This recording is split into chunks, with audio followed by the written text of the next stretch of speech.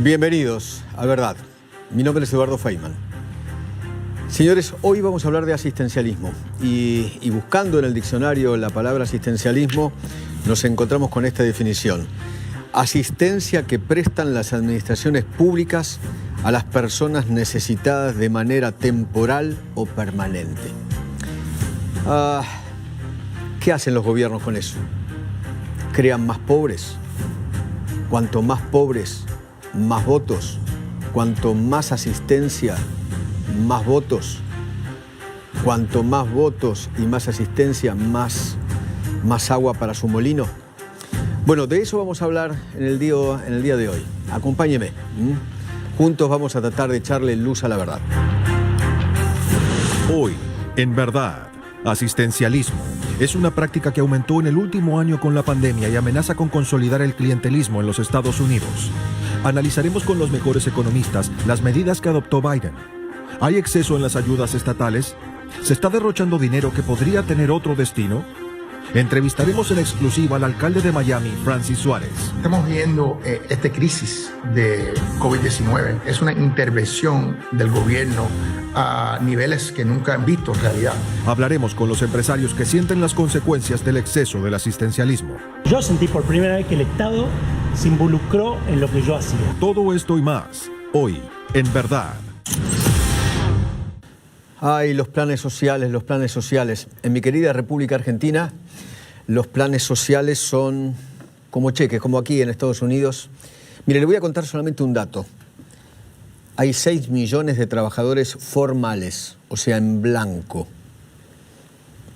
El 40% de los trabajadores en la República Argentina trabajan en negro. De los 6 millones, esos 6 millones que pagan impuestos en la República Argentina, mantienen con planes sociales a 21 millones de personas. Escuchó bien, a 21 millones de personas. Y eso debe ocurrir seguramente a lo largo de Latinoamérica. Ahora, usted fíjese, ¿no? Los planes sociales crean más pobres. En mi país, en la Argentina, el 50% de la gente es pobre. 7 de cada 10 chicos son pobres en el conurbano bonaerense, en los alrededores de la capital federal. 7 de cada 10. 4 chicos sentados en esta mesa a comer en la Argentina, 1 come las 4 comidas, el resto apenas si come una. Con esto, ¿qué quiero decir? Y este es un germen que puede venir aquí a los Estados Unidos. Los planes sociales crean pobres, más planes, más clientelismo político. Y los políticos usan los planes para obtener más votos. Ahora, ese germen de Latinoamérica puede llegar aquí a los Estados Unidos. Estos cheques que daba Trump en plena pandemia y ahora sigue dando Biden, ¿puede traer esta situación que se da en Latinoamérica? Bueno, de eso vamos a hablar en el día de hoy.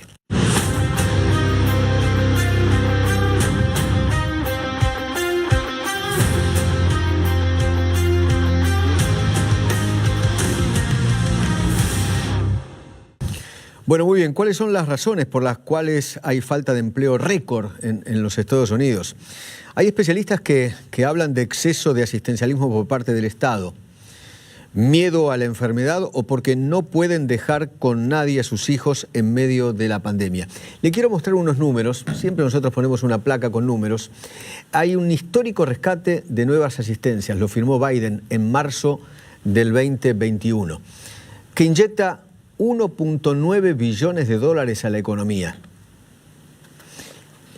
Y además contempla un pago directo de $1.400 al 85% de los hogares norteamericanos, que incluye subsidios al trabajo y a la vivienda.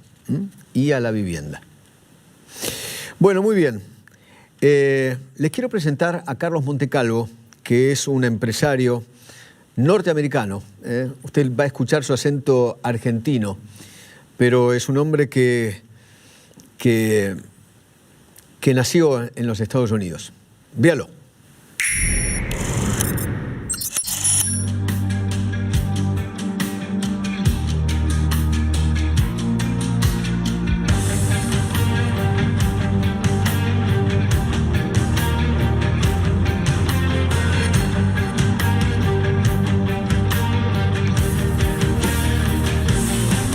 Bueno, Carlos, ¿me puede contar brevemente su historia? Sí. ¿Es argentino o norteamericano? Mi corazón es argentino, pero yo nací en Estados Unidos. ¿Y por qué su corazón argentino? Porque yo tuve la suerte de ir en el año 83 con mis padres, que decidieron volver a vivir a los Estados Unidos, donde hice la secundaria, la universidad, me casé, nació mi primer hijo. ¿Me puede hablar sobre la cuestión laboral aquí en Estados Unidos? ¿Cómo influyó la pandemia en la cuestión laboral? Bien, la pandemia, bueno, sorprendió a muchos. Es más fácil cerrar un país que abrirlo. Entonces, fue donde se involucró el Estado, donde yo sentí por primera vez que el Estado se involucró en lo que yo hacía, en mi empresa. Asistencialismo. Correcto. El gobierno federal determinó ciertas ayudas para individuos, para personas, para compañías, perdón. ¿Es lo que en la Argentina llamamos planes sociales? No son planes sociales. No lo llamaría plan social porque en el caso de la ayuda de los individuos fue directamente como un seguro de desempleo, como un adicional al seguro de desempleo. ¿Este fondo de desempleo es diferente a esos cheques que firmaba Trump de Sí. $1.200, Sí. que después fueron $1.500? Correcto. Esos fueron estímulos Estímulos. para la gente, para pagar alquiler, para que a la larga, porque no había una manera determinada de gastar esa plata. Así que sí, es distinto. ¿Por qué Estados Unidos, y en especial el estado de la Florida, es como un atractivo para la gente que escapa de países populistas? Porque yo creo que es un lugar donde las personas se pueden desenvolver por sí solo, y una persona que quiere trabajar, una persona que busca mejorarse a sí mismo, lo que yo genero me queda a mí. No es que me lo quitan en impuestos o tengo que financiar vagos. Lo que yo hago es para mí. Y cuando los impuestos que usted paga, que son muy caros en los Estados Unidos, Sí, señor. vuelven de alguna manera. Bueno, de alguna manera. O en créditos, de dispositivos, o de alguna manera vuelve. O en seguridad. Seguridad también. Carlos, le agradezco muchísimo. Muchísimas gracias. Gracias. Bien, estamos en línea con Tulio Rodríguez, que es economista. Tulio, ¿qué tal? Un gusto muy grande. Muy buenas tardes, Eduardo. Buenas tardes a toda la audiencia. ¿Nos puede hablar del asistencialismo? Sí, cómo no. En los Estados Unidos estamos viviendo lo que se llama un plan de rescate. Ese plan de rescate era necesario debido a que la situación era muy precaria y toda la población estaba siendo afectada por la pandemia. La gente no podía ir a trabajar. Desde el punto de vista positivo, casi todo se ha ido recuperando rápidamente a todos los niveles, el mercado de valores, el nivel de desempleo ha bajado significativamente, la balanza de pago está estable y por supuesto el Producto Nacional Bruto del país comienza a reincorporarse. Por el lado negativo, y me gusta mucho el concepto que ustedes usan, el asistencialismo, el país cada vez se comienza a parecer más a los países con algo que yo denomino el clientelismo político, donde las medidas no pueden ser de estímulo, sino más bien de desestímulo al trabajo, ya que te quedas en la casa, no haces nada y aún así recibes cheques del gobierno y te vas acostumbrando a eso.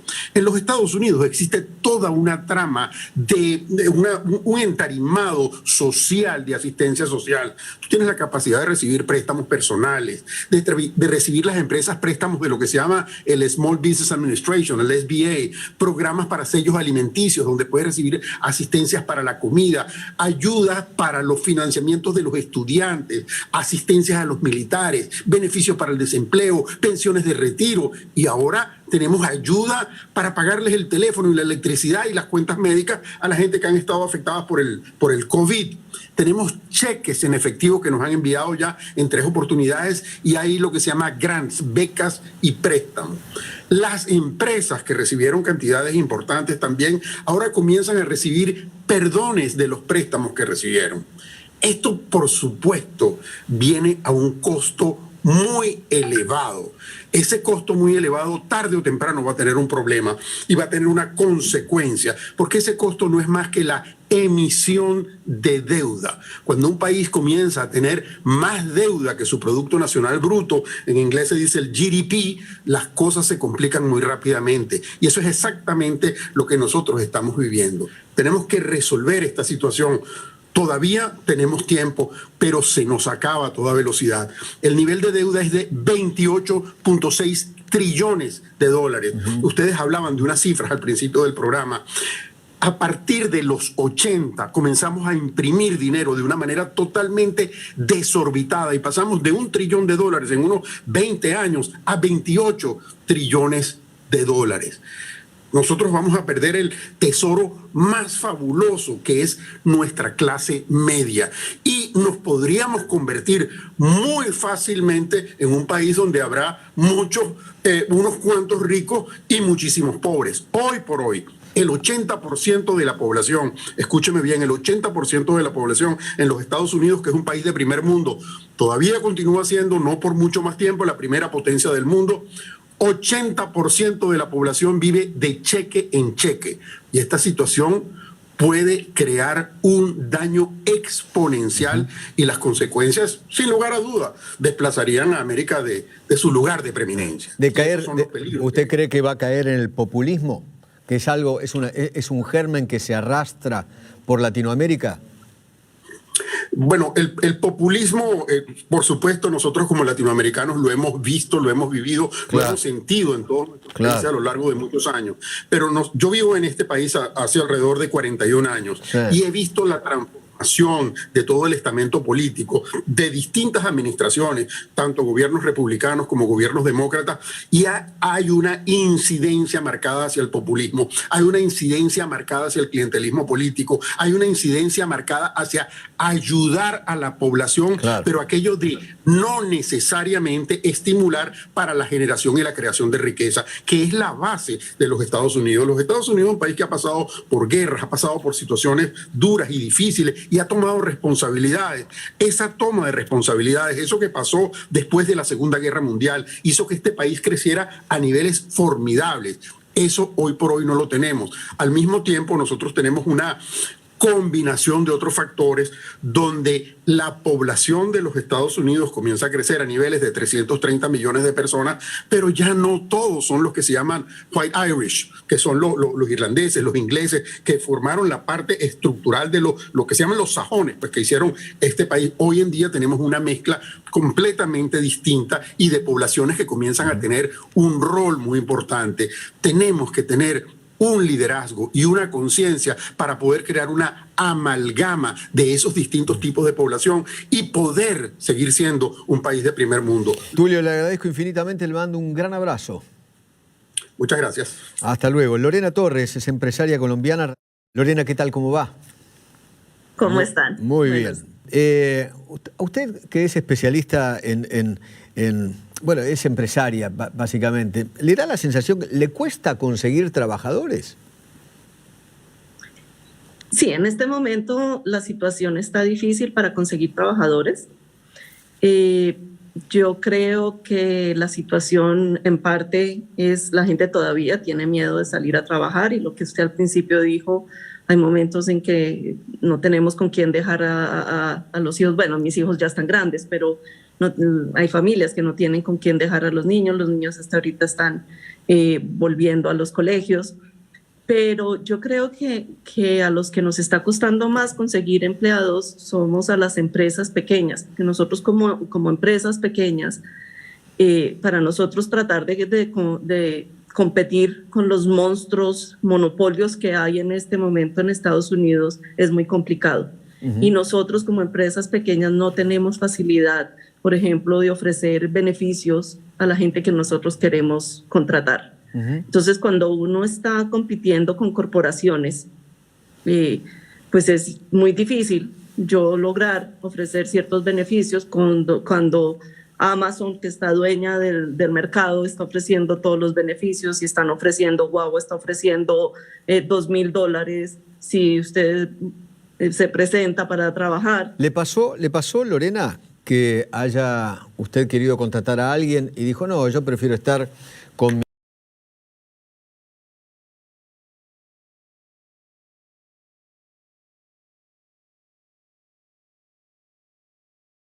mi asistencia, con mi cheque del gobierno? No, yo no creo que esa sea la situación. Yo no creo que la gente no es que esté contenta con un cheque de gobierno, la gente sí quiere trabajar, pero las condiciones en este momento para las empresas pequeñas es muy difícil porque para nosotros es muy difícil ofrecer seguro médico. Claro. Mientras que una corporación o Amazon, las corporaciones, los monopolios que se están desarrollando en este momento en este país están acabando con las empresas pequeñas. Claro. Justamente ofrecen un salario más el seguro médico. Y ustedes no pueden competir con eso. Más 1000 cosas que tienen. Sí. Como por ejemplo, pero ¿qué? Entonces, por ejemplo, ofrecer un 401k, ofrecer seguro médico, ofrecer beneficios de ciertos gastos. Y nosotros como empresa pequeña no podemos. La gente sí quiere trabajar, pero cuando las empresas pequeñas con costo estamos sobreviviendo, yo no puedo subir sueldos. Yo no tengo la facilidad de poderle ofrecer un seguro médico a mis empleados.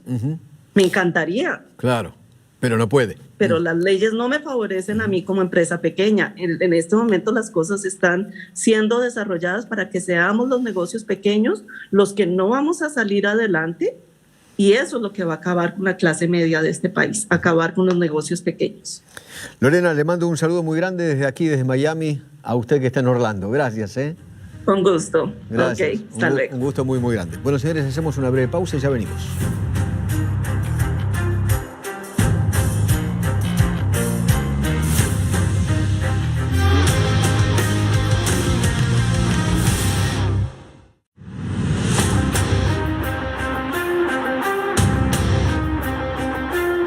Bueno, a ver, Estados Unidos derrochó dinero en ayuda estatal a raíz del asistencialismo, a raíz de la pandemia, obviamente. ¿O fue necesario para salvar muchas personas que caigan justamente en la pobreza, en la miseria? ¿El Estado tiene que asistir constantemente a las personas con menos recursos, sí o no? Bueno, de eso vamos a hablar justamente en este bloque. Joe Biden dijo lo siguiente. We designed our economic strategy to be durable to the ups and downs that come with recovery. There are ups and downs. That's why the American Rescue Plan was designed to help people not just all at once, but over the course of a full year. So we could continue supporting families, small businesses, state and local budgets to help them weather those ups and downs. Bien, con nosotros aquí en los estudios está Diego Guelar, ex embajador argentino en China y aquí en los Estados Unidos. ¿Qué tal, Diego? Un gusto muy grande. Un gran gusto. ¿Cómo anda? ¿Bien? Gracias por la invitación. Me espera un segundito, quiero presentar a Francis Suárez, que es el alcalde de Miami. Justamente hablamos de este tema y nos decía esto. ¿Qué tal? Un gusto muy grande. Un abrazote virtual. Alcalde, ¿por qué cree que Miami creció tanto en los últimos años? ¿Cuál fue el motivo? ¿Qué hizo usted para que eso ocurra? Bueno, en 2017 a esta parte. Yo he tratado de hacer una gran parte de esa evolución. Ha sido una evolución. Y yo creo que todas las ciudades mundiales, no solo en los Estados Unidos, tienen que entender que estamos en una sociedad hoy en día en cual los cambios económicos, los cambios tecnológicos vienen extremadamente rápido. Y ciudades tienen que adaptar a esos cambios.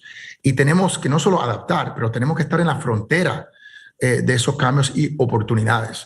Nosotros queremos crear, como yo digo, una Miami no solo para siempre, desde el punto de vista de resiliencia, pero para todos. Para que cada persona, cada comunidad, sea hispano, sea afroamericano, sea de diferentes partes del mundo, en cual Miami está compuesta, más diverso que nunca, pueden tener un chance de tener éxito. Yo creo que ese es el sueño americano, ¿no? Claro. Que hemos visto y nos hemos escuchado desde niños. ¿Podemos hablar del asistencialismo? Porque se ha dado mucho durante el gobierno de Donald Trump y ahora durante el gobierno de Biden.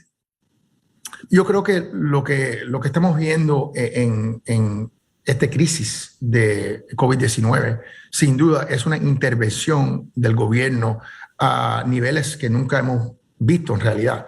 Pero también lo vimos en los 2008, 2009 con el crisis financiero.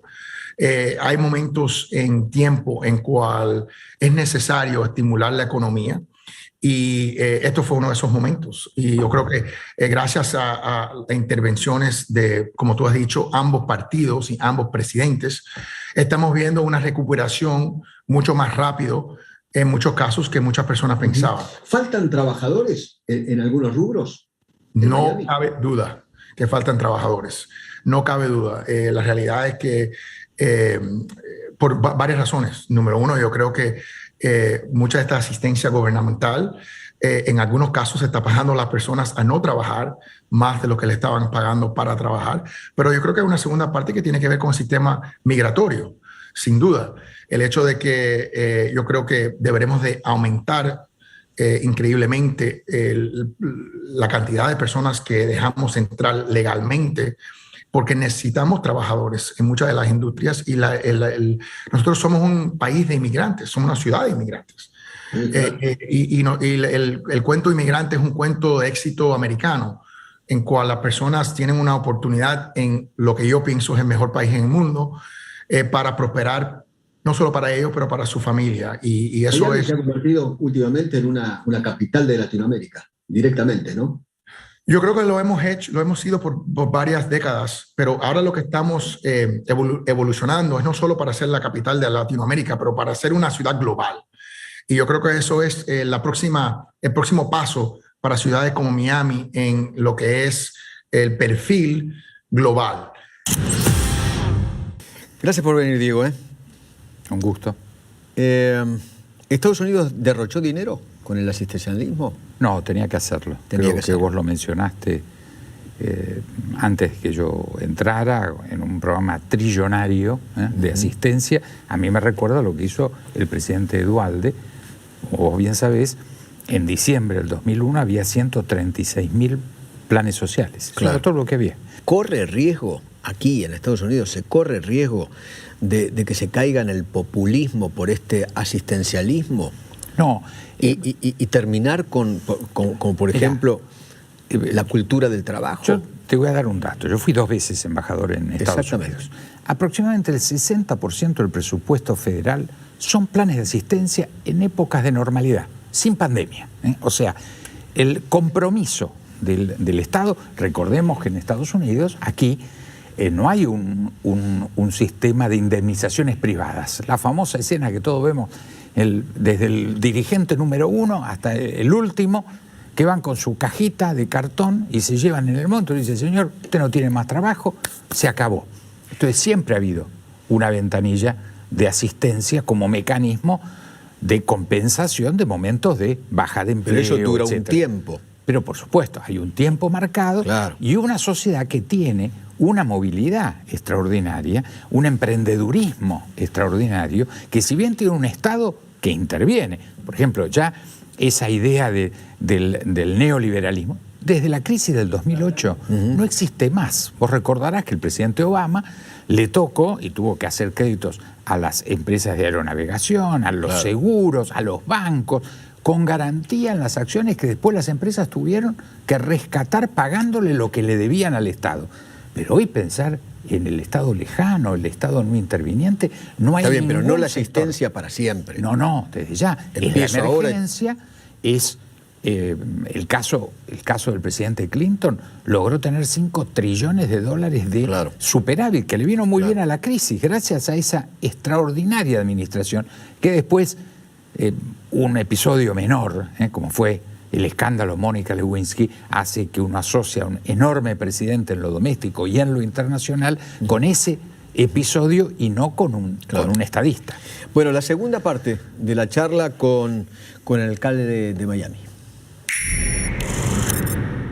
Cuénteme una cosa, ¿los Estados Unidos derrochó dinero con esa ayuda estatal monumental que se dio con Trump firmando los cheques o ahora con Biden? Los Estados Unidos ha gastado billones de dólares en tratar de evitar el fracaso de la economía, si no trillones de dólares, en el fracaso de la economía de los Estados Unidos. Y lo hizo también Obama y el presidente Bush, ¿no? Fue como al fin de la administración Bush, al principio de Obama, y también aquí como al fin de Trump y al empezar del Biden. Y no hay mucha gente que lo criticaron.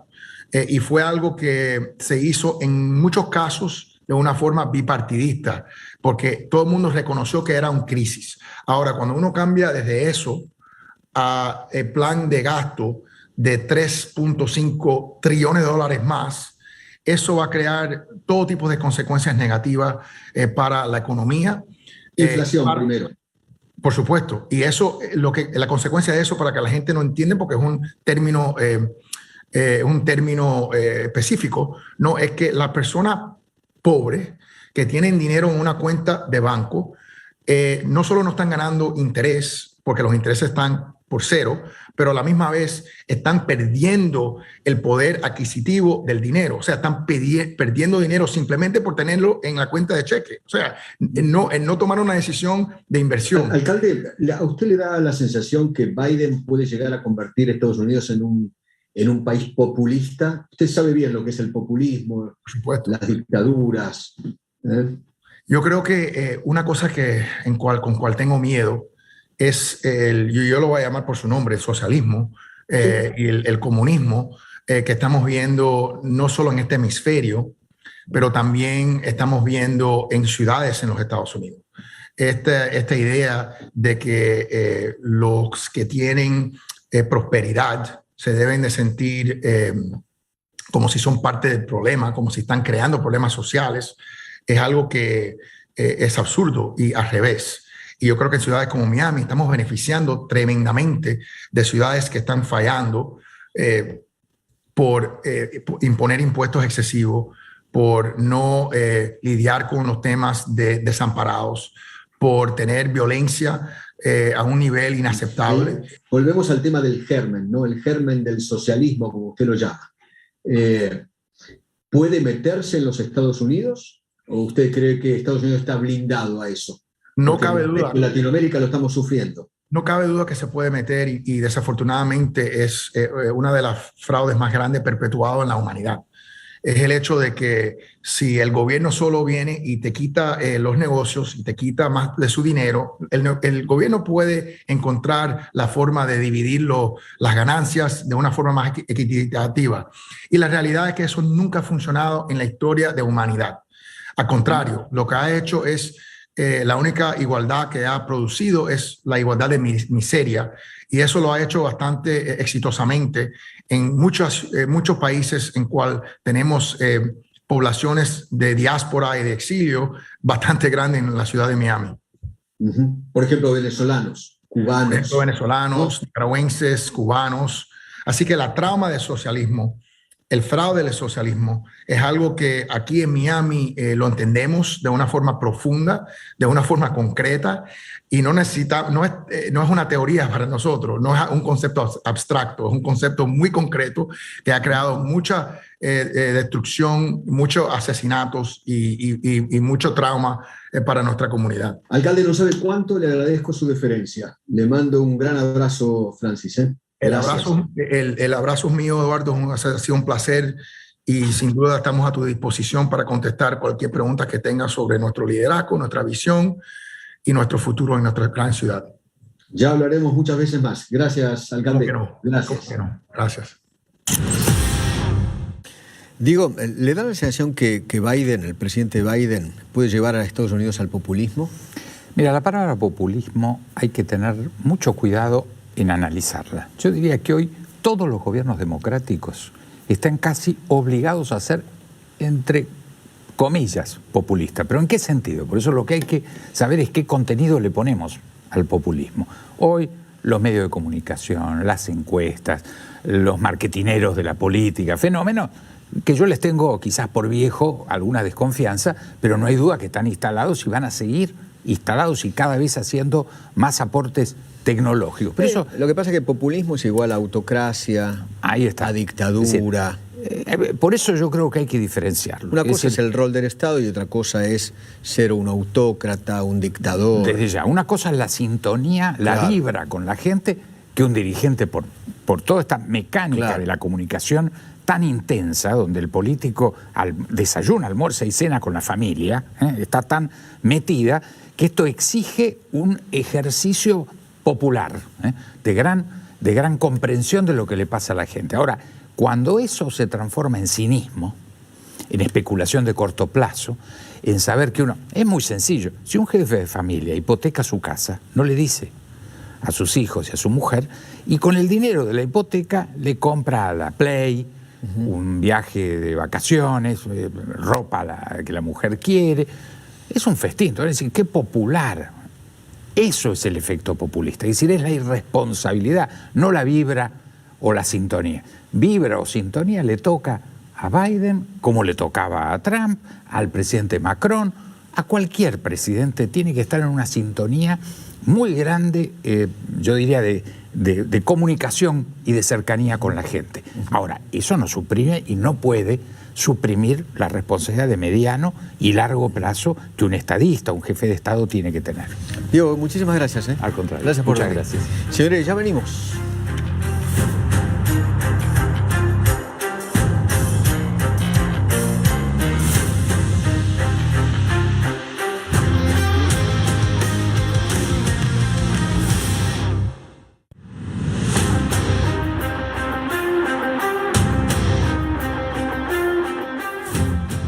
Bueno, ¿faltan trabajadores? ¿Están mal pagos? ¿O hay exceso de asistencialismo aquí en los Estados Unidos? Los dichos de Joe Biden contra los empresarios, ahora lo vamos a escuchar. ¿Y el estado de Joe Biden convirtió a Estados Unidos en un país populista? ¿Esta administración está convirtiendo este país en un país populista? Primero quiero que ustedes escuchen qué dice Biden sobre la falta de trabajo. Asking me, well, guess what? Employers can't find workers. I said, yeah, pay them more. This is an employees bargaining chip now. What's happening? They're going to have to compete and start paying hard-working people a decent wage. Bueno, en línea está Sulmarie Padín, que es consejera laboral. Sulmarie, ¿qué tal? ¿Cómo le va? Muy bien, muy contenta de que tengamos esta conversación justo ahora. No, por favor. ¿Cree que Biden está convirtiendo este país en un país populista? Bueno, yo creo que como experta laboral son más de 20 años, he trabajado en todas partes del mundo y siendo una persona que inclusive ha vivido el impacto que nos ha generado el COVID-19 en la pandemia, yo estoy de acuerdo con Biden en que situaciones sin precedentes requieren medidas sin precedentes. Yo no creo que estamos viendo un problema de que nos estamos convirtiendo en populistas. Hay una realidad en la que el Estado tiene que resolver porque si no, todo el mundo se iría a la quiebra, las personas no tendrían para vivir, su salud mental, sobre todo la ansiedad.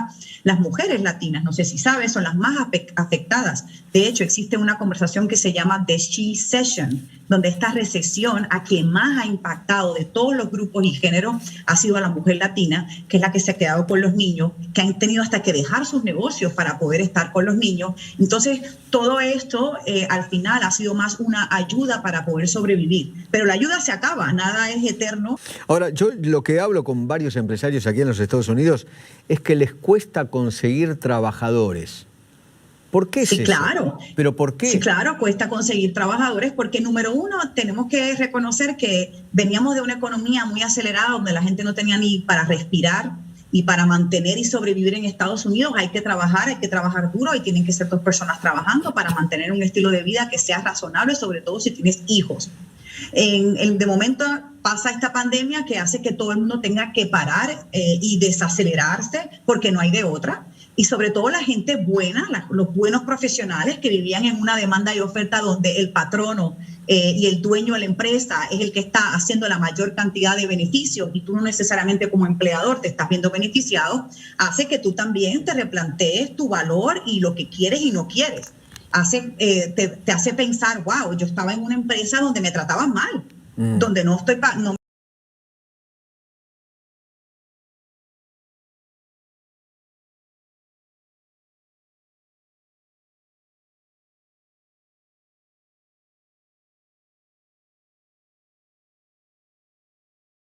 me estaban dando lo que yo merecía y de momento tengo la oportunidad de parar, de reflexionar e inclusive considerar, quiero seguir en este trabajo, quiero un mejor trabajo, sí, puedo tener un mejor trabajo. Ahora sencillamente lo que estamos viendo es que la situación ha puesto al empleador en una posición de reflexión y de poder evaluar y negociar una mejor situación. Solmari, fue un gusto muy grande conocerla. Gracias por haberme atendido. Muchísimas gracias. Ahora estamos en comunicación con Lisa Alarcón, que es una analista demócrata, y está también Driena Sixto, que es analista republicana. Driena Sixto, ¿qué tal? ¿Cómo le va? ¿Cómo anda? ¿Bien? Bien. ¿Usted cómo está? Muchísimas gracias por invitarme al programa. Bien. ¿Le da la sensación que Biden se está convirtiendo en un populista?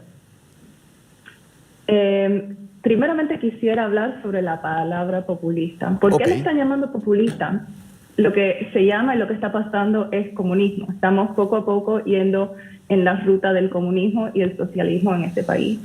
No populismo, porque no quieren ponerle la palabra que de verdad lleva. Este país, desafortunadamente, a causa de la emergencia de la pandemia del año pasado, está en ruta al socialismo y al comunismo y una dictadura. Fascismo, comunismo, socialismo, todo eso que aumenta el poder de un gobierno lo hace tirano, no importa lo que uno lo llame. Y en este caso estamos en ruta a eso, no populismo, porque populismo simplemente quiere decir que a muchas personas les gusta la personalidad de algún político, presidente, lo que sea.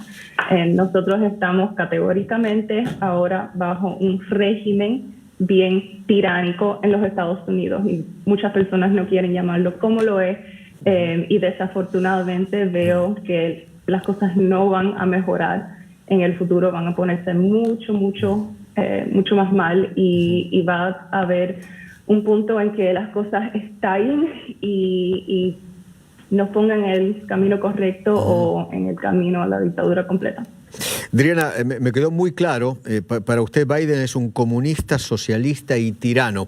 Liz Alarcón es analista demócrata. Liz, ¿qué tal? ¿Cómo le va? Me gustaría su opinión.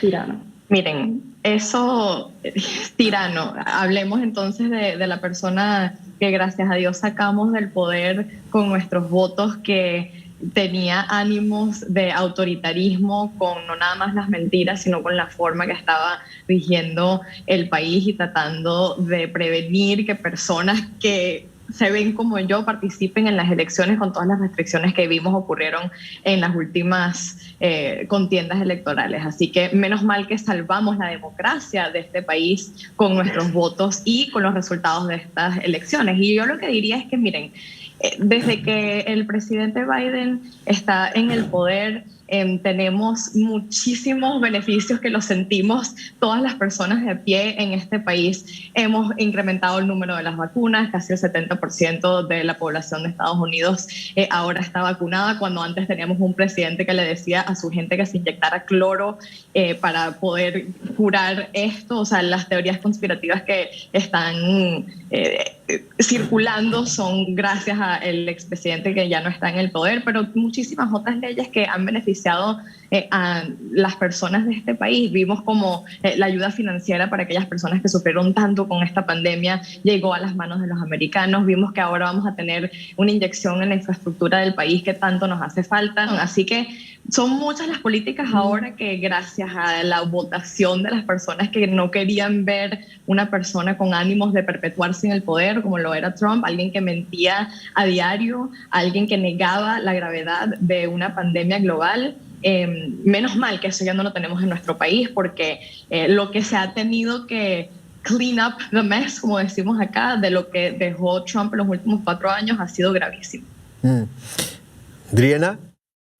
Déjame saber también el formato. Claro, obvio. Hay forma de hablar. De eso se trata esta charla. Hablando.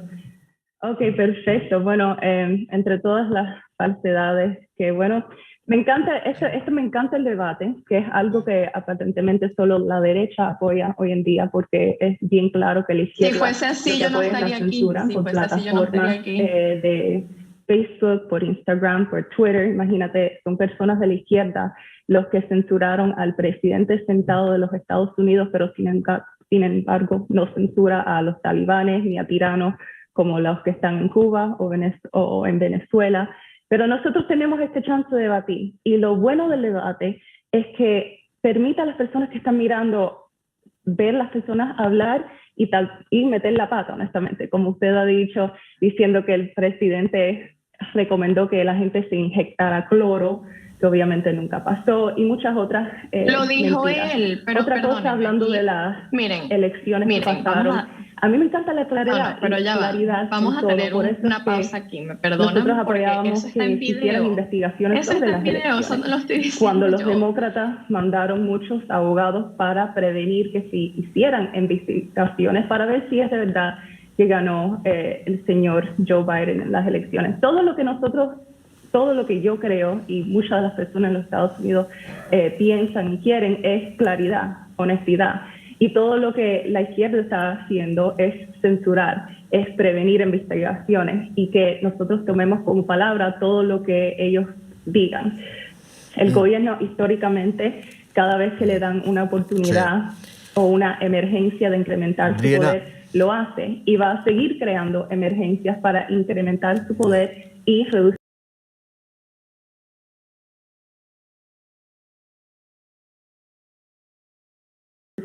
los derechos individuales de las personas, que es lo que hemos visto poco a poco en los pocos 6 meses que ha estado el régimen de Biden. Liz.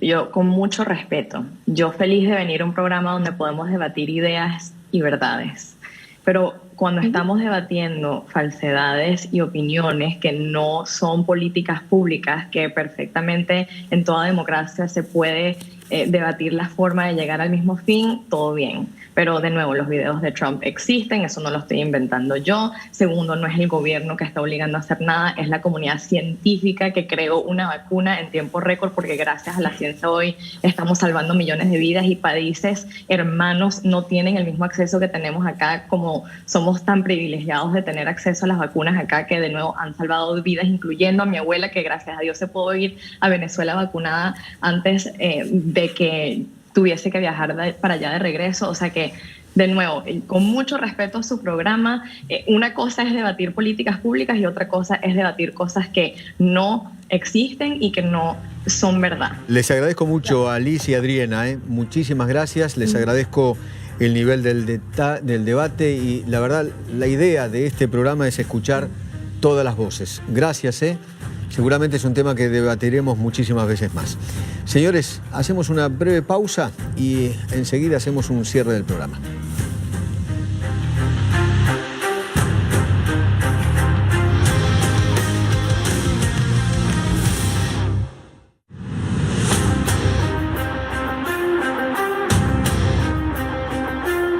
Bueno, señores, cerramos este capítulo de asistencialismo hablando de estímulo. Eso es lo que es el asistencialismo, por lo menos aquí en los Estados Unidos, eso es lo que tratamos de debatir en este programa. Obviamente fue un costo elevadísimo, una emisión de deuda monumental aquí en los Estados Unidos. Y el tema del clientelismo es todo un tema, el clientelismo político. Porque, a ver, los políticos tratan de tirar agua para su molino.